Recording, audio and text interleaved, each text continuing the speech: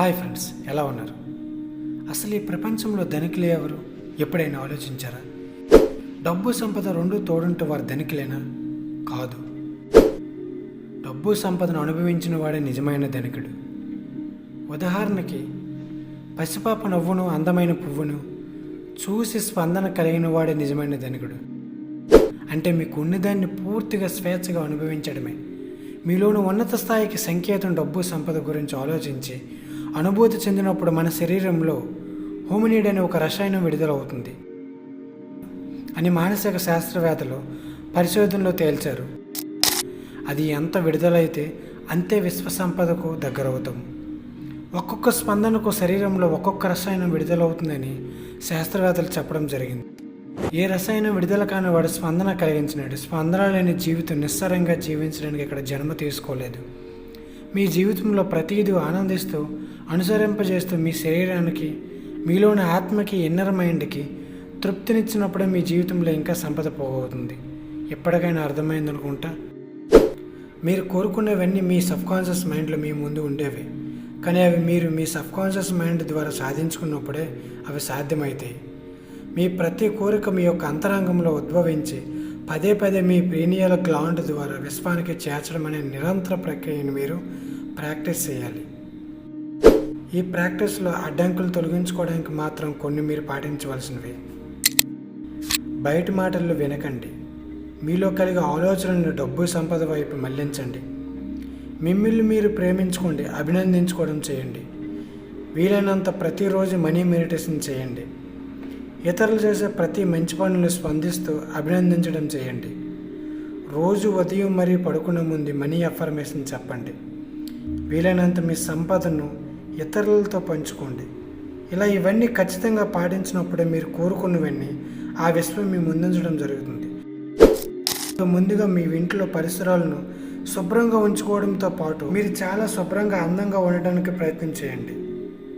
మీరు నివసించే గదిని ఒక అద్భుతమైన వరాలు కురిపించే గదిలాగా, దాంట్లో అడుగు పెడితేనే ఒక కొత్త ప్రపంచంలో అడుగుపెట్టినట్లు భావించండి. మీరు మీకోసం మాత్రమే జీవించడం నేర్చుకోండి. ఇతరుల పట్ల బాధ్యత మాత్రమే వహించండి. జీవించడం ఒక కళ.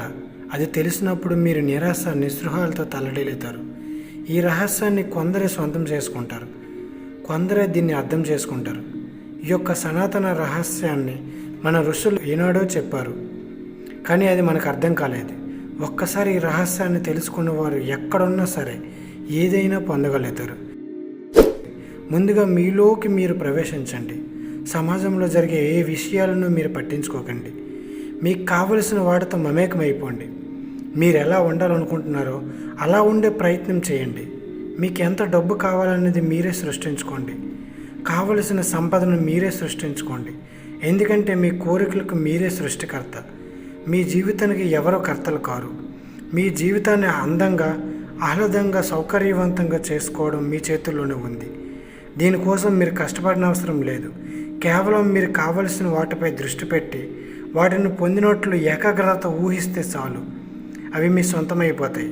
నిజం, నమ్మండి. మీరు కోరుకున్న వాటిని మీకు ఎవరో ఇస్తారని మోసపోకండి. వాటికై డబ్బు, సమయం వృధా చేయకండి. ముందుగా మిమ్మల్ని మీరు తెలుసుకోండి. డబ్బు సంపద వెనుక మీరు పరిగెత్తాలని అయితేనే అది మీ సొంతం అవుతుందని ఎలాంటి ఆలోచనలు మీ మనసులో నుండి తుడిచివేయండి. ఎవరి సౌభాగ్యం, విజయం, అపార సంపద మీలో అసూయ, ద్వేషం కలిగిస్తాయో వారిని ముందుగా ఆశీర్వదించండి.